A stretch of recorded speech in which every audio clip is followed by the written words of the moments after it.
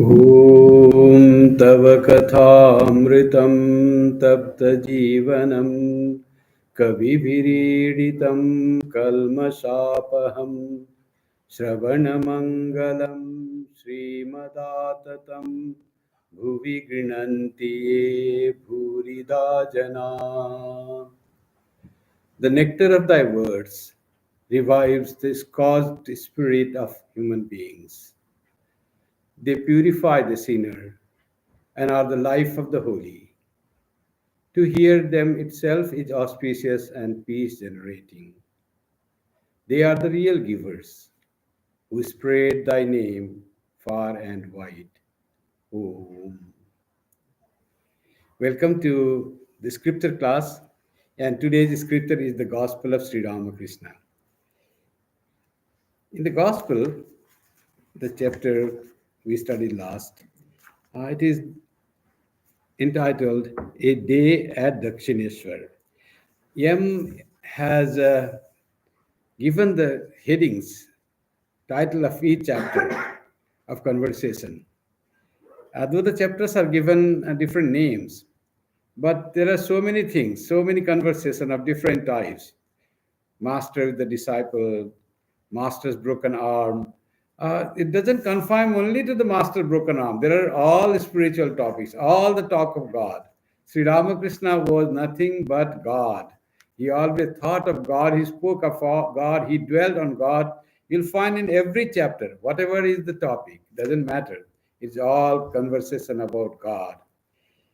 To hear them is so joyful and to be in close connection with God. And this we know from the last that how the Mani Malik and Niyam came early in the morning. From that a whole day the conversation is going on. In the afternoon, Ram comes and Ram talks about Brahmo Samaj and disapproves Keshav Sen's revision or his reformation of Hinduism and forming Brahmo Samaj because he was of the Sanatana Panthi called. He was a original Hinduism, so he doesn't want reformation in that way. Rather, try to find the meaning of true Hinduism, true Sanatana Dharma. So he doesn't approve of reformation and excluding something of Hinduism like worship of God by the Hindus, God with form. What the Brahmo Samaj totally they just negated that. That is not the Hinduism they wanted to say. They wanted to present Hinduism, a sectarian Hinduism or a curtailed Hinduism. Like that, the Brahmo Samaj wanted to present, but Hinduism cannot be done that way. Hinduism is a mighty river. When you want to reform something and you say, oh, Hindus are non-believers, they are the seekers. It is not the full stream going on. It is like the small tributary, and it dries up in the long run.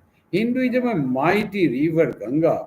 In it, there are people who believe, there are people who see God, there are people who just want to meditate on the formless God, there are people who worship God with form, there are people who try to see the image of God as the symbol of God. There are people who worship image of God as God Himself, decorating with garlands and flowers and incense and all the sandal paste and beautiful clothes, and the God Himself stands in front of them, decorated. God, they don't have to think that this is just a symbol for them. That is God Himself or herself is there in the image. And all this is contained in Hinduism. Such a vast thing is Hinduism. If you curtail and bring something that you want to reform, then it becomes less. As in language of Sri Ramakrishna or language of Vishishtadvaita, you want to weigh the whole bale fruit. And you say only flesh is the important thing. So give up the shell and give up the seeds, those are not useful. So only flesh is the weight of bale. That becomes less. If you want to have the total weight of bale fruit, you have to weight its shell and also its seeds, though they are not useful. But if you do not count them, it becomes less. So Sri Ramakrishna Sanatana Dharma is full. So what he says about Brahmo Samadhi, they are seekers. They want to, whatever suits to their mind, they want to see God in that way. But they don't represent the Hinduism. They don't represent Sanatana Dharma in totality. But those all become part of the Sanatana Dharma. All together, Brahma Samaj and the people who do not believe in God without form. There are some sects who say God is only with form. God is only this much and not else, nothing else. There are people like that also in Hinduism. This much is God. What I worship, the form of God, idea of God that I have, is the only idea of God. You worshipping God in another form, you are not really worshipping the real God. That is there in Hinduism, which you find other things. But they don't represent full totality of Sanatana Dharma. But they added to Sanatana Dharma, they also become a part. They are not separate, but they are not total representation of Sanatana. Like that is Brahma Samaj. Sri Ramakrishna's view was that way. That's why he said this. He used to say modern Brahma Gyanis to Sanatana, to Brahma Samaj devotees and members. He would say modern Brahma Gyanis. He said modern Brahma Gyanis are not really Brahma Gyanis. They are bhaktas. They really want to love God, God without form. But all their teachings and sermons were all about how to love God. Though God, they say, is without form. Still, love is something. You can love a thing with form. You can also love a thing without form. You can love idea. What Why do we love Sri Ramakrishna, Swami Vivekananda, or any other being? So this comes with the idea. Human beings like to find association with the idea, with the thought, with their philosophy. When it matches with your own idea and you find it explained what you thought couldn't express, what deep there, a little just appearing on the surface, and you find that Sri Ramakrishna is speaking the same language, Swami Vivekananda, then Sri Ramakrishna becomes very dear to you. How he looked comes later on. Meditating on his form comes later on. But love for anything, any being comes from our love for the idea that they represent. That's why in English, the Easter is called chosen ideal. So he becomes ideal. Ideal is not necessarily the form, but his thoughts, his expression. When it matches with our inner being, we love that being mostly.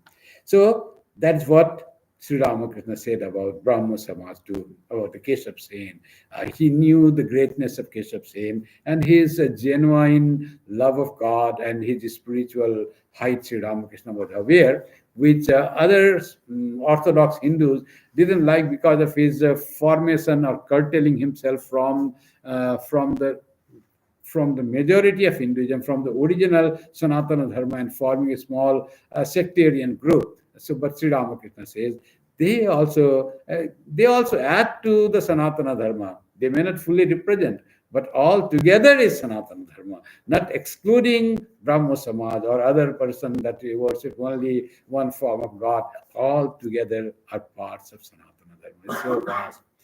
So after saying that, Sri Ramakrishna loved very much. He was one of the first to say that Sri Ramakrishna is Avatara, even without being proven before even our Bhairavi Brahmani proved Sri Ramakrishna to be Avatara in the meeting of all the scholars and the devotees.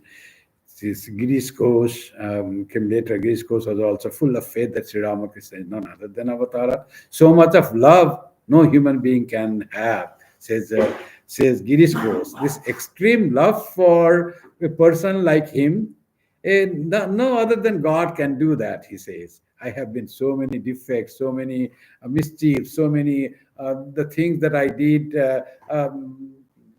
You say that should not be done, but that those are prohibited by the shastras. I did all the things, but love of this manifested being is not less for me at all. He forgave me everything wrong that I did, everything asastric I did. So that type of person, so much of love can only God have, not human being can have so much of love. So Girish Ghosh was one. Ramchandra Datta was similar devotee of Sri Ramakrishna. So let us go ahead. Page 425, a day at Dakshineswar, at the middle of that page. All at once, Sri Ramakrishna exclaimed, "Ah, Chaitanya," and stood up. He was saying about love of God. And the Chaitanya Mahaprabhu naturally came. Chaitanya Mahaprabhu's life was so much centered in the love of Sri Krishna. And when it was told, he said, Ah, Chaitanya. And he stood up in spiritual, exalted mood. So, coincidentally, today is Sri Chaitanya Mahaprabhu's birthday according to lunar calendar. It's called Dol Jatra or Holi, 14th of March. Some people here celebrated yesterday in the evening because already the Tithi was on 13th itself was the Tithi today, Purnima in India, so it fell here. But according to the Tithi, it fell on the 14th of March in India. So today is we celebrate the birthday of Sri Chaitanya Mahaprabhu. Master to the devotees. Chaitanya means undivided consciousness.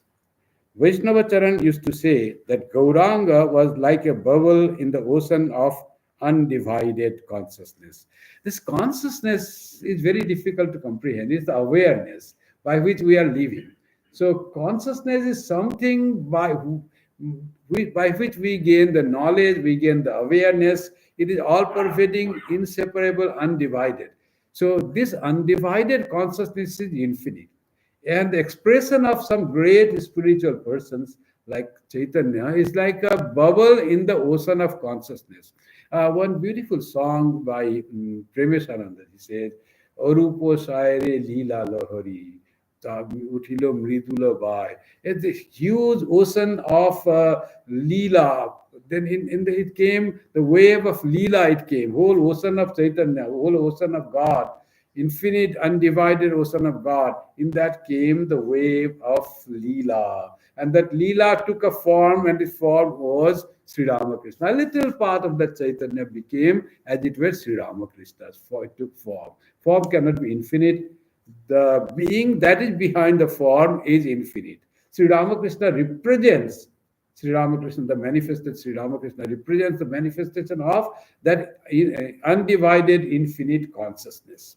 So that's what Arupa Sahari Leela Lahari song says. Here also, he says that Sri Ramakrishna says that Vaishnavacharan used to say he is a bubble in the ocean of undivided consciousness, Chaitanya Mahaprabhu. So sometimes this Avatara and the infinite Brahman is often related that way. According to Bhakti Shastra, the infinite Brahman becomes that finite being. Krishna is whole of infinite being. Sri Ramakrishna is the whole of infinite being.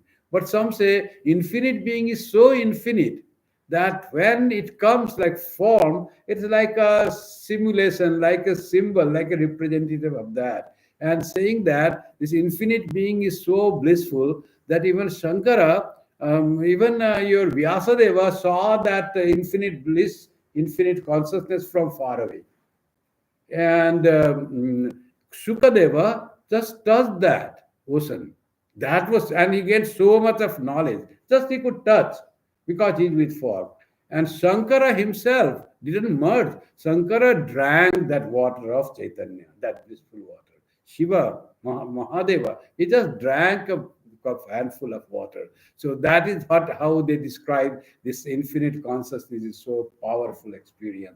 Vyasadeva, just by seeing, he became such a great scholar, such a great person who established the dharma, gave us the Hindu dharma, all the Puranas, all the compilation of the Vedas, 108 Astadasa Purana, 18 Puranas, and all this Vyasadeva gave. But how much he went close to Satchidananda? One theory says he just saw the water of consciousness. And what is our goal? We want not only to see, but we want not only to touch, not only to drink, but we want to merge in that consciousness, which is called freedom. So that is our goal. So Chaitanya was just like a bubble in the infinite consciousness. But that bubble in the consciousness becomes so powerful that that power can usher a wonderful movement in religion, movement of the name of God, singing the glory of God. And people without any distinction of caste and creed and any nationality, they all can come together as one being, forgetting everything thing that divides in the society and brings a huge movement that Chaitanya Mahaprabhu brought. And he made many, not only devotees from all sections of Hindu community, of all of caste of Hindu community as one being, but he brought from other castes also. There were Muslims also, the devotees. So much devotion that Chaitanya Mahaprabhu had for God, that devotion, in the aura of devotion, all were attracted, and it became a huge spiritual movement that still continues. Still continues. And we say that Sri Ramakrishna is the incarnation of Chaitanya Mahaprabhu. He himself said, he who was Rama, he who was Krishna, though same Rama was Krishna, then who was Rama, who was Krishna, is in this age, in this body, Ramakrishna. And also he said, people say this is Chaitanya also. So that is what all incarnation are, the same being, same great being coming in different forms in different times. So what was Sri Rama, was Sri Krishna, was Chaitanya, was Buddha, was Jesus, was Chaitanya, was Sri Ramakrishna. We believe in the continuity of that supreme being appearing as different forms in different times, bringing the message, different message according to the need of the time, need of the place, and giving light to humanity, showing the way what is the purpose of human life, what is the real bliss that we seek, how can we get according to different times that God gives in a different way.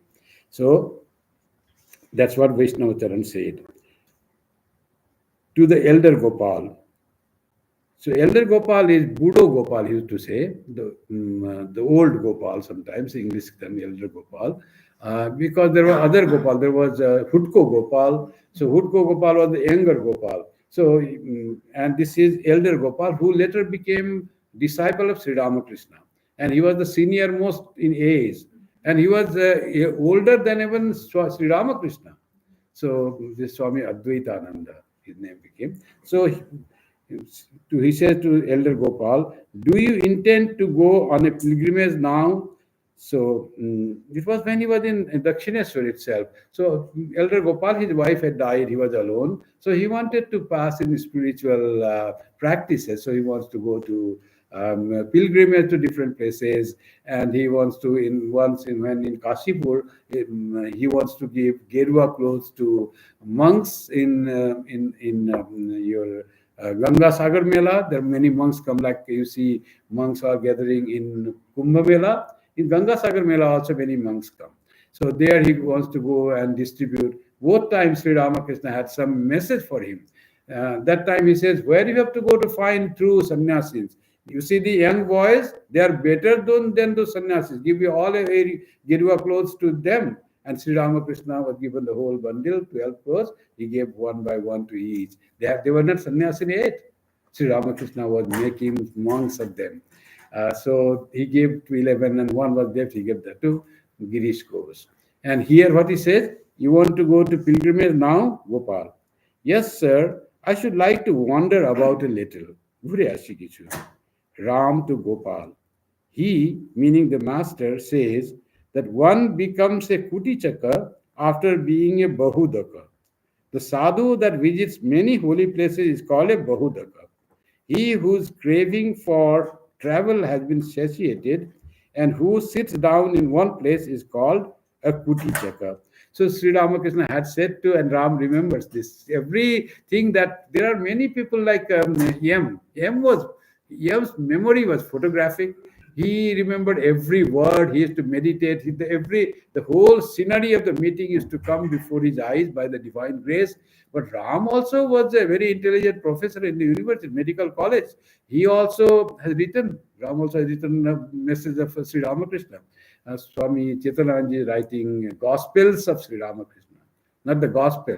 Gospels of Sri Ramakrishna, 5 Gospels. One of them is message of Sri Ramakrishna that Ramchandra Datta had collected. So that also will come in that book. So Swami Chetananand is working hard on that. We write 5 Gospels of Sri Ramakrishna.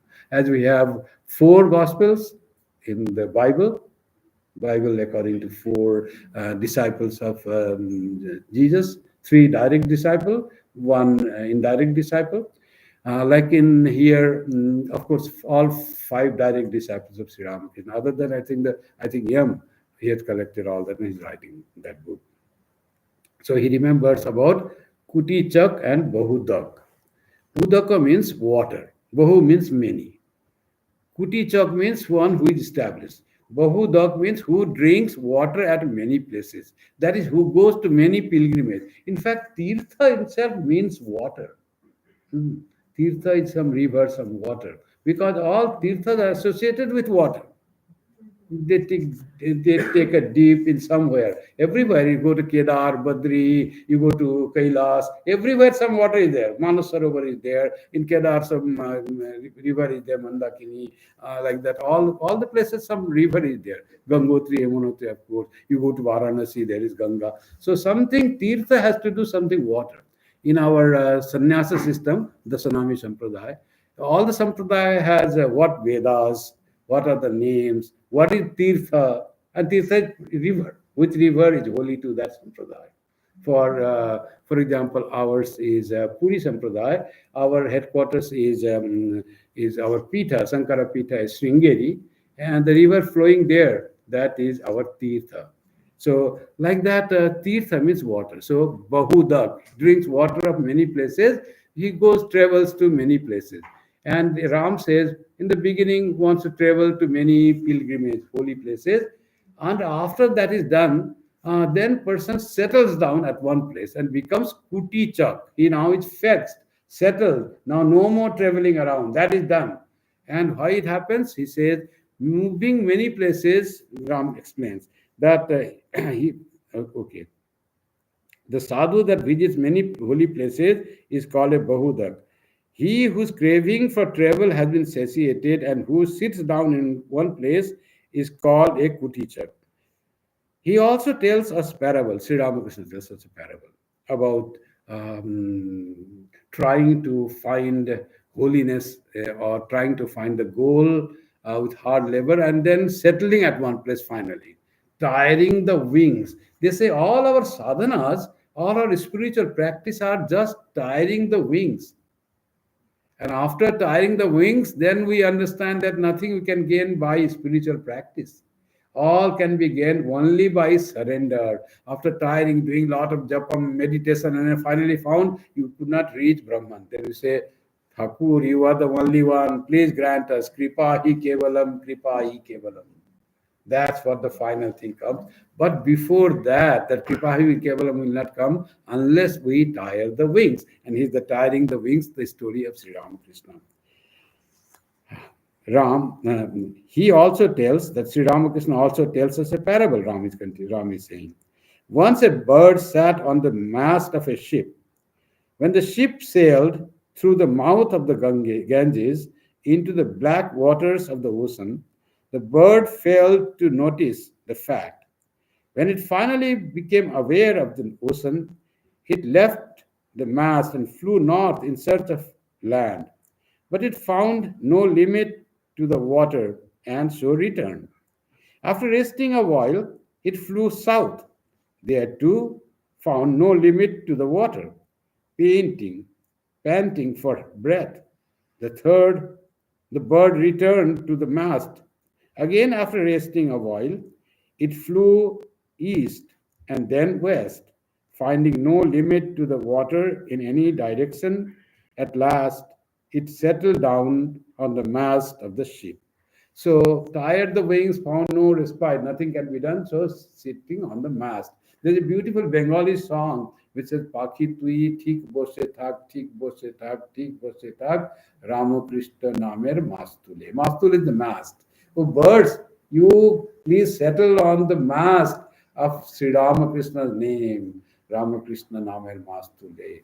Britha noda udachara Parpavina Okule. You will not find the land anywhere other than Sri Ramakrishna mast where you are sitting. That is the thing.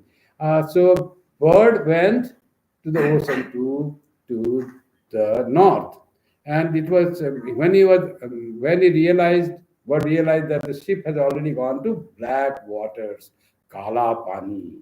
What did they call Kala Pani? Once who goes to Kalapani, he cannot be accepted again. He has to do so many rituals. That was a system. People didn't cross the ocean. Kalapani, because water of the deep ocean looked black, deep blue or black. That's why any ocean was Kalapani. Not that coming to England was Kalapani. You cross the ocean, you have gone too far, and you mix with other culture, and you get contaminated. That was the idea. You get contaminated, impressed by those or something. When you came to and mixed with other culture, that was the original idea. You get contaminated. When you come back to the fold of India, come back, you have to do rituals and purify yourself by eating this, drinking this, bathing this, all these things. That was the system. Swami Vivekananda says that was the bane of Hinduism. Isolating, segregating, not knowing where the world is going on, living in like a well, kupa manduka, frog in the well. That has Hindus become. They didn't realize how the world is progressing because they asked people not to go and mix, as if anybody going to any other culture will get contaminated. But what Buddhists did, they really went afar and they took the message. Swami Vivekananda says that unless there is the exchange of ideas, there's no real growth. Even he says this, when there is aggression by the people of other culture, there is a mixture of the culture that they bring, though they occupy, though they make you occupy the country and make you subservient to their order, their rule. But there is some benefit in the thought of the world. They bring some culture, they mix with it there, and there is the admixture of culture, and new thoughts evolve, new ideas evolve. That's what Swami Vivekananda always said. There has to be the clash of ideas. There has to be the confrontation of the ideas. When the two ideas confront the clash, then the new ideas come. Then you understand that my thing was right or not. Otherwise, you become Kupa Manduka. My idea alone is right. You are wrong. I alone am right. So you are unaware of where the world is going on. And that's why the Hindus became so isolated, segregated, unaware of what is going on in the world. So they thought we are the, and they started saying we are the purest. And they started calling other races, Mlecha. That he said again. The word mlecha, the day word mlecha was invented in Hinduism, that created the downfall of Hinduism. So Hindus started saying mlecha to some races of the people. To others, he said yavana, all with the derogatory words. We are the pure, we are the perfect. All other cultures are imperfect, as if nobody worships God other than them, as if there are no saintly people in other religions. Swami Vivekananda, coming to the West in Parliament of Religions, he said in the last day, on the 27th of September 1893, that this Parliament of Religions has proved that there have been great saintly people in all religions all over the world. This Parliament has proved that. So there are people, saintly people in all religions, in all sects. There have been wonderful, wonderful people that religions, different religions produce, the glory of all religions. So that's what Swami Vivekananda was saying. So this is what black water, kala pani, water looks black because of depth of the ocean. So anybody going to that when he realized that he had gone kala pani, the bird tried to fly, but it could not do anything. So Ram was saying to Elder Gopal, what is the worth of going just to know that there is nothing? Let's see, still explain. Master to Elder Gopal and other devotees. As long as a man feels that God is there, he is ignorant. But he attains knowledge when he feels that God is here. So that is what the spiritual evolution is. Belief in God is spirituality. But what is your idea of God? That depends on spiritual depth. If you think God is there, sitting above the sky, and there he guides and looks and punishes and rewards, that you are still at the very bottom of the spiritual evolution idea. The God is there, not here. So when that God becomes here, he is here, then you have That is knowledge. God is there in ignorance. It is like you don't know God really, how what God is. So when you start seeing God here, you have now knowledge. But still not the end. What is the end? Finally, God is here. Your soul is God. Then when you find God within you, then you have become perfect. When you find you are one with God, then your search for God ends. When you say, realize Aham Brahmasmi, I am that God resides in me. What I was thinking, I is in fact God. Aham Atma Gudakesha, says Sri Krishna. I am the Atma, Sarva Bhutasaya Sthita. I am the self, Atma, I sense of every being that in reality I am. Every being says, I as the ego. But real I is, I am that thing. From that real I comes the ego. Misunderstood I, confused real I, then that is the ego. Confused real I, Atma, is the ego. So that's how God bringing near. There are in many traditions in Hinduism, there is a morning they get up and say the prayer. One prayer is uh, that, oh Mother Earth, please forgive me, I have to touch you with my feet. What is that? Samudra Vasane Devi, Parvatastana Mandale, Vishnu Patni Namastubhyam, Padasparsam Chamaswame. I'm going to touch you with my feet. Please forgive me, O Divine Mother Earth. What is that?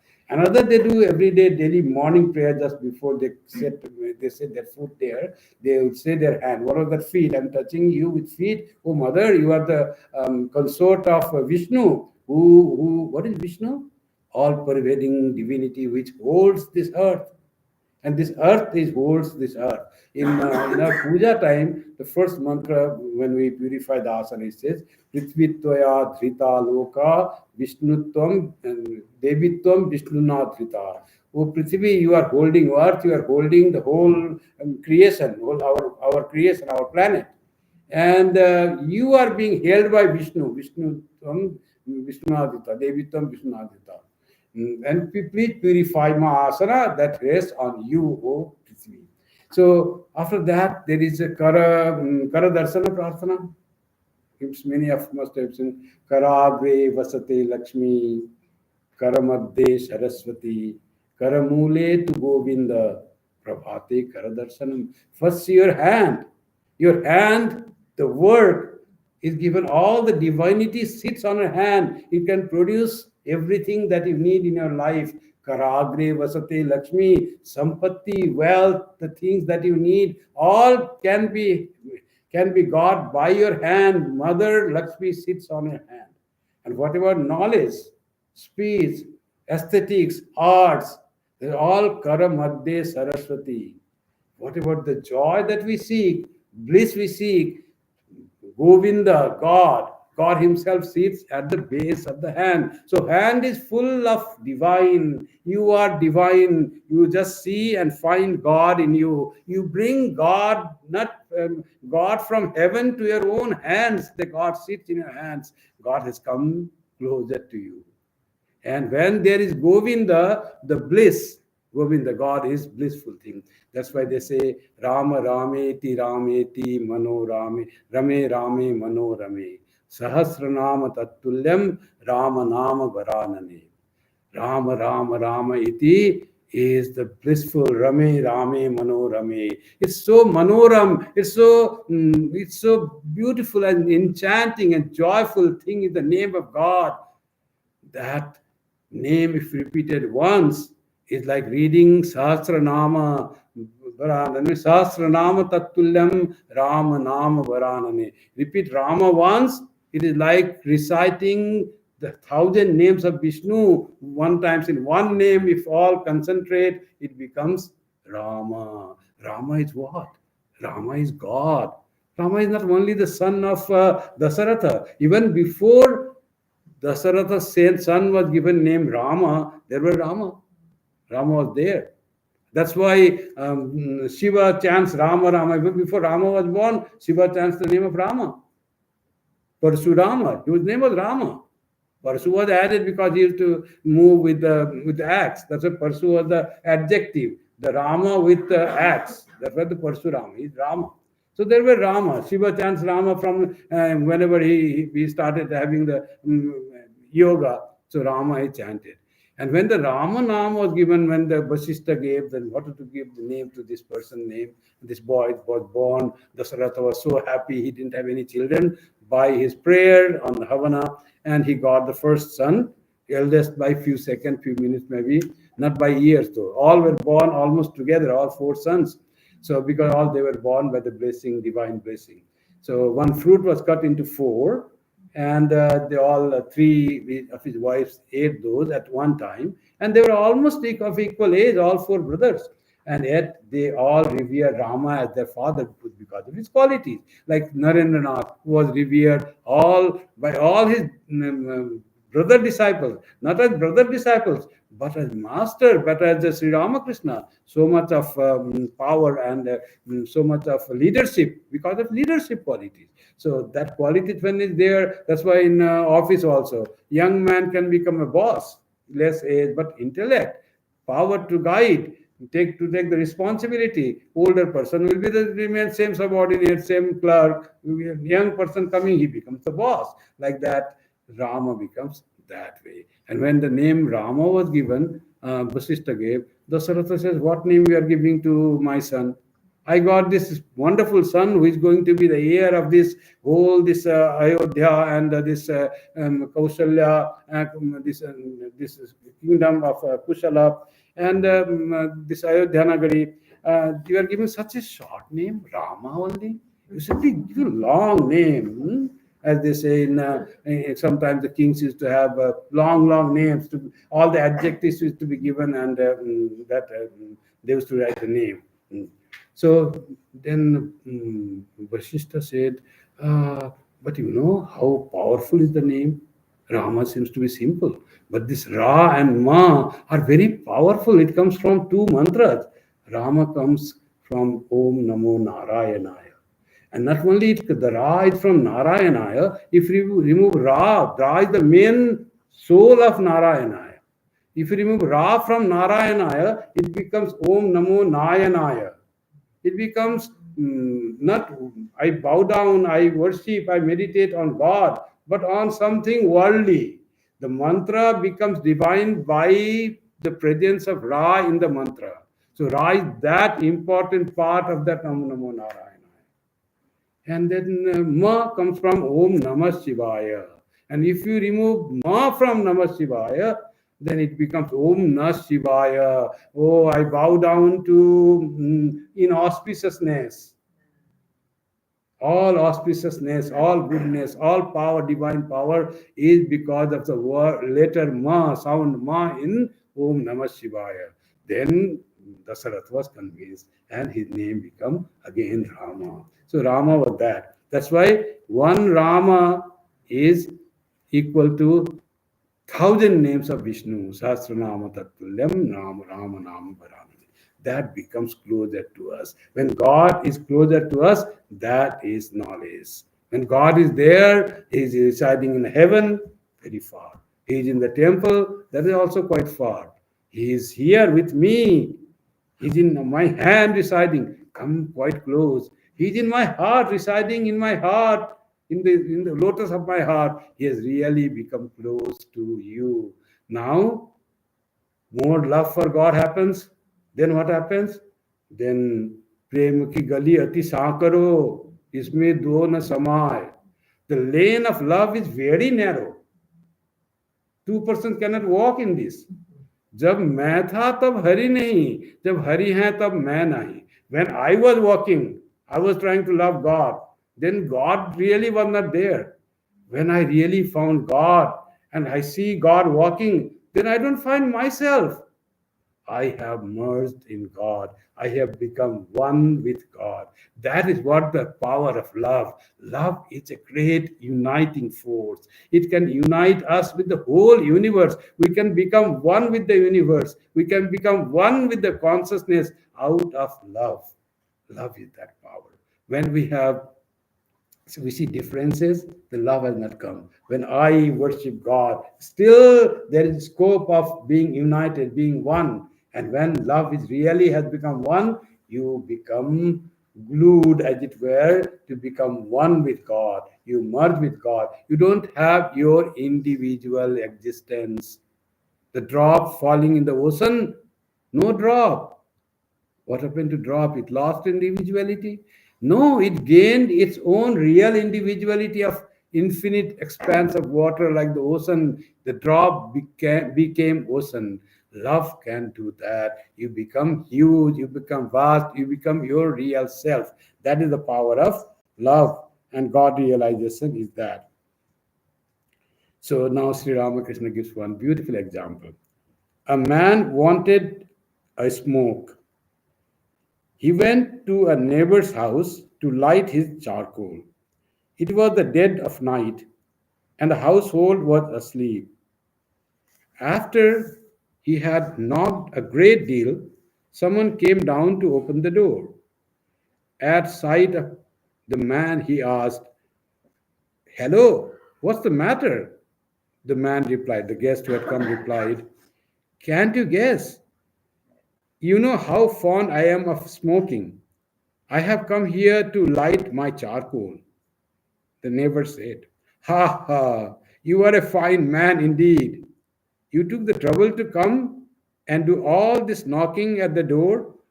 Why, you have a lighted lantern in your hand." So at night he came with a lighted lantern. Earlier it was not like smoking tobacco, not smoking cigarette.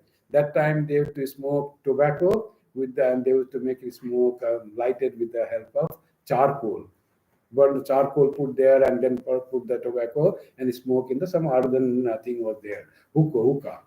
So he brought that and he found charcoal. There was no oven, no fire was there. So I have to get from that person. The fire might be lighted there. In the oven might be some burning charcoal will be there. So he came all the way to his house to burn my charcoal. And all the way he brought his lantern in the dark. And he said, "What a foolish you are. You had the light. You could do that. You give trouble to us at the dead of night, not to your trouble yourself, because you are unaware of what you are seeking is with you. What you are seeking, God is within you. Just we are unaware of God's presence in us. That's what Sri Ramakrishna says with this example. When you moko kahan dhoondo re bando, मैं तो तेरे पास में, one in the song says. Where are you searching me? I am not in a temple, I am not in masjid, I am within you. मैं तो हूँ सबके विश्वास में. I am within everyone, in the faith of yourself within me. I reside in the heart of everyone. Where do you search me? I am within you. Like that, this charcoal story, this lantern story is that God resides within every human being, within us in full. So when we realize that God is in me, then that is knowledge. God is outside of me. He's in the heaven. We pray to God. And Swami Vivekananda very, very clearly says, the God that you have been praying all your life is not God sitting somewhere else. You are praying the God that resides within your heart, unaware that He is within you and He can manifest all the power that is within you. You pray to that. You pray to only yourself. When you pray to God, yourself, your Atman is God, is divine, complete. Aham Brahmasmi, Tat Tvam Asi. You want Tat, you want that Brahman, all pervading pure consciousness. Where are you searching? This is Tvam. You are that. Just seek your true self and you find God. What a man seeks is very near to him, Sri Ramakrishna continues. Still he wanders about from place to place. Ram. Sir, I now realize why a guru asks some of his disciples to visit the four principal holy places of the country. Once having wandered about, the disciple discovers that it is the same here and there. Then he returns to the Guru. All this wandering is only to create faith in the Guru's words. Ram was Sri Ramakrishna's disciple. Sri Ramakrishna didn't say go four dhams. The four dhams are the four holy places in the four corners of India. They're called Char Dham. Char Dham, Badri in the north, Rameswaram in the south, Dwaraka in the west, and Puri in the east. There are four major holy places of Hindus. And there are a Himalayan Char Dham is there, other than this. Minor Char Dham, all in the Himalayas. The Kedar, Badri, Gangotri, and Yamunotri. They are also called Char Dham, but they are minor Char Dham. The real Char Dham is in the four corners of India. And some gurus might say, go and do the Char Dham Yatra. Then your heart will be purified. But Ram says that's why people say to go to Char Dham. Ramakrishna never said go to Char Dham. So rather he is discouraging Elder Gopal to go to different places. He himself says, when I went to Varanasi, so holy place, he went to Varanasi and also Vrindavan, Sri Ramakrishna went. And also Prayag also he went. And he said, in Varanasi, I found the same tamarind tree, same road, it's the same thing. So like that, it is all the same thing whenever you go. Tirtha. But when you go to Tirtha, that's what Ram says, to make them feel that it is all same when you go, and then you settle at one place and do the sadhana at one place. Sri Ramakrishna is saying the same thing to Elder Gopal, why you have to go around. But it is not always that you don't go to pilgrimage at all. There are very few people who didn't go to pilgrimage. Even Sri Ramakrishna's disciples, direct disciples like Swami Brahmananda. Holy Mother also went to many pilgrimage places. Swami Brahmananda did all tapasya. But when they went to pilgrimage, it was not going and seeing deity and coming back like we do. Go to the place, somehow you go to a temple and see Vishwanath, oh, done, Vishwanath darshan done. It is not like that. Swami Premananda went to Vishwanath. And when he came out, he was not in himself. He was so much transformed by the presence of Shiva in temple. He could not walk properly. He was totally out of mind. And all the glory of devotion was emanating from his face. Some garlands put on. He was walking on the road from the Vishwanath temple to the ashram. And people are all with folded hands started looking at him. So much of transformation because they find God in the temple. They find Shiva himself in the temple. Swami Gambhiranandaji, 11th president of our order. So he went to a pilgrimage to Amarnath. And Amarnath, many people, Swami Vivekananda had this vision of Shiva and he got the boon. What boon Swami Vivekananda got? Boon of Ichamritu. Boon of giving up the body whenever he likes. That Shiva gave him. And what did Gambhiranandaji say? He says, I went to the Shiva's place where Swami Vivekananda also had the vision of Shiva, but I saw not Shiva. I had the vision of Sri Ramakrishna there. He had the vision of Sri Ramakrishna. Because Sri Ramakrishna, Shiva, Rama, Krishna, Jesus, Buddha, they are not separate entities. Whatever vision you have, it is the same being. That Shiva of Amarnath can show himself as Ramakrishna, as Mother Sarada, as Shiva, as Parvati, any vision we can have if we are pure enough.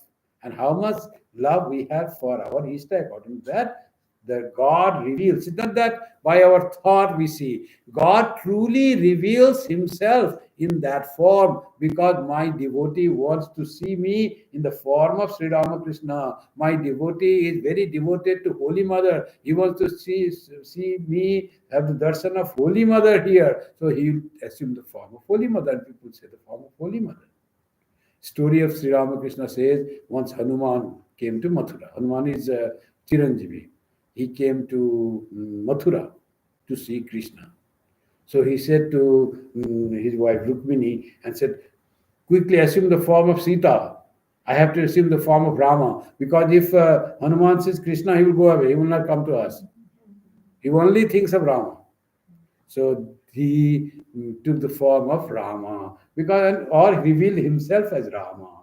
Because he wants to see Rama. Rama is so dear to Hanuman. The God in form of Rama.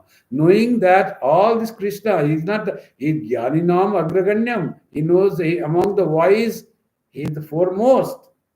And in that, it is not that he doesn't know Krishna is the incarnation of Rama, but still, Tathapi Mama Sarvasva Rama Kamala Lochana.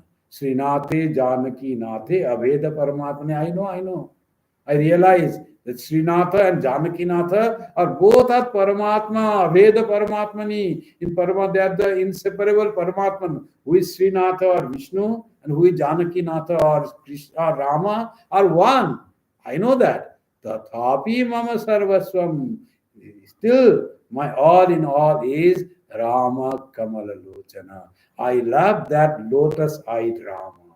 That is my all in all. So Krishna says, assume the form of Rama. To himself, he has to show the Rama. That's how this vision happens. If we have deep love for our chosen ideal, we will see them everywhere. Everywhere he will be seen. You might have seen somewhere they put the mask in even our in some election, in American election, Indian election, you find people wearing the mask of their chosen leader. So like that happens to a devotee. All they say, Sri Ramakrishna coming, wearing different masks. All are inside Sri Ramakrishna. He sees the mask, different mask. But he sees Sri Ramakrishna inside everyone, or Sri Krishna inside everyone. All is Sri Krishna in different forms they are seeing in front of us. So that is the vision of a devotee of God. He sees oneness in all and chosen ideal, knowing fully that all different forms are the forms of one and same God. After this conversation had come to an end, Sri Ramakrishna extolled Ram's virtues. How he's praising Ram. There is a reason. Master to the devotees, how many fine qualities Ram possesses, how many devotees he serves and looks after. To Ram, Adhar told me that you showed him great kindness.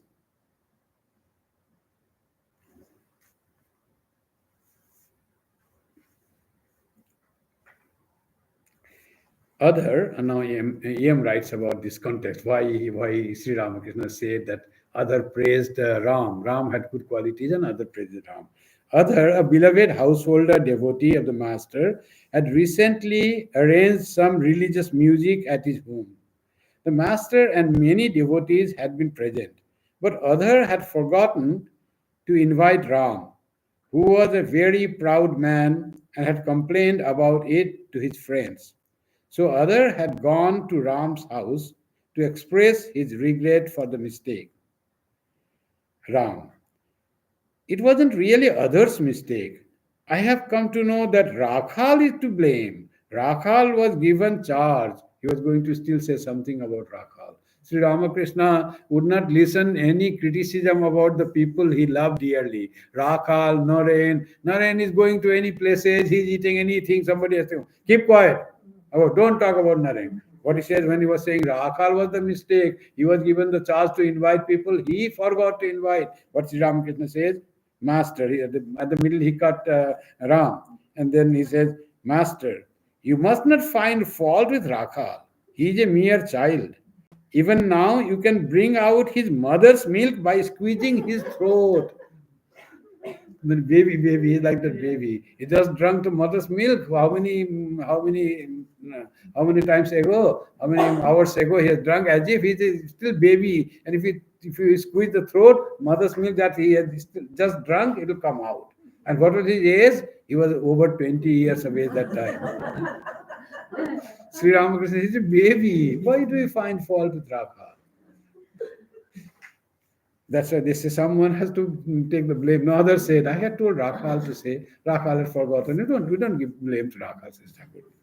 Now, Ram, sir, why should he speak that way? It was such an occasion. Ram was this was really he was hurt that he was not invited. He missed Sri Ramakrishna. Not that he was missed or he was not invited in others' program. It was not a public program. Some religious program where Sri Ramakrishna was invited, his guru was invited, and he could not be there in Calcutta. So he really missed Sri Ramakrishna. That's why it is not a small matter that someone would forget to invite me, though responsibility was given. So he says, why speak that way? It was such an occasion, and I missed that. I missed that, to be with you, to hear your thing, to see your dance, to see your samadhi, to have the great bliss of your presence. And you are just making it like a light that, oh, something happened, don't worry, like that. And Rakal, don't find fault with Rakal, like that. Then Master interrupting. Say again, he's talking. Others simply didn't remember to invite you. He's absent minded. The other day he went with me to Jadu Mallik's house. He said that other might have forgotten. Other might have said him casually to invite all people. He categorically didn't say invite. No, sorry, the Ram categorically didn't say invite other. He said all the people, Thakur's devotee, you invite. So he was not invited, and he says other didn't really say your name. So he forgets to really remember the thing that should be remembered. And he says this thing incident. He's absent minded. The other day, he went with me to Jodu Mallik's house. As we took our leave, I said to him, you haven't offered anything uh, to the goddess in this chapel. Sir, he said, I didn't know one should. So he forgot to offer something to the Divine Mother in the chapel of Jadu Mallik. That's what Sri Ramakrishna said. That he should have remembered, that other should have done that. He didn't know actually that one should offer in house also. In the temple, people give, but in the house chapel, who gives? So I didn't know that it is done. Sri Ramakrishna thinks that he should know this, that he should offer something to the deity who is worshipped regularly, even in the person's house. Now he comes to Ram. Suppose he didn't invite you to his house. Why such a fuss about going to a place where the name of the Lord was sung? One may go unasked to participate in religious music. One doesn't have to be invited. That's what is the thing. When God comes in some place or something, God's presence is invoked in some place, doesn't wait, oh, I should be invited. When God comes, one has to be there. He said to Yam also, he asked, go to Balram Mandir, I'm going tomorrow. Oh, they don't know me, I don't know them, I have not visited. Why? What if they don't allow? Tell my name and you go inside. What if they have not invited you? They don't know you. When I'm going, God's name will be there. You can go uninvited. That's what people can go. They cannot go to wedding ceremony or shraddh ceremony without being invited. But when there is a religious ceremony, people can go uninvited. That's what it is. And now the times have changed. Now people can come to gathering like us, but there are retreats where swamis go and speak, and then they have to buy some ticket. You have to pay something. Until you buy a ticket, you cannot go. There will be some person, police will be standing on the door, so he will not allow you to go inside.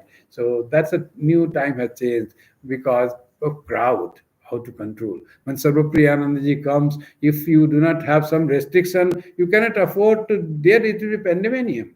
To if you don't allow, if you don't make some systematic thing, it is not like a Kumbh Mela. To go to Kumbh Mela, you don't have to pay anything. Go any number because it's a religious ceremony. Any number. This time in Kumbh Mela, which they call Purna Kumbha, after 12 years happens, they say it is not only 12 years, it is 12 into 12 years. After 12 years, it was the occasion, and they call it not Purna Kumbha only, it is Maha Purna Kumbha Mela. So there were how many people? 660 million people in 45 days duration. So much huge gathering never happened in the history of mankind, in any religious gathering. And in one day, sometimes 50 million people, sometimes like that people, 5 crores, 6 crores, like that people gathered. On this morning, Amavasya, still more. What they had to do to control the crowd, they had to stop the special trains that were carrying pilgrims to go to Kumbh Mela. With sole reason, they came to go and take a dip. So much crowd there in that open space of this on the bank of sand banks of the Sangam of Yamuna and Saraswati and Ganga. No place was left for people to stand. They had to stop those trains and deprive them to come to Prayagraj. For that they had set out, because there was no way. It was already full. It was the chance of stampede and people being hurt and killed and injured. So they had to do that much because of crowd. Daily so much crowd. In 45 days, 660 million people. The day I took bath on Makara Sankranti, 14 January, the first they call Shahi Snan. That day itself, I got the news that by 8:30 in the morning, there were 17 million people had already taken dip in Sangam. 17 million people. I was one of them. Thank you. Now closing chant. Om Shanti Shanti Shanti Hari Om Tat Sat Shri Ramakrishna Arpanamastu Jananim Saradam Devim Ramakrishnam Jagadgurum Padapadme Tayo Sritva Pranamami Muhurmu. Thank you very much for attending the class today. Next Friday, I have to go to Ottawa for some program there, some religious program there connected with Sri Ramakrishna's birthday. So we will do it online only. So next Friday, it will be online only class, no in person Friday class. Thank you.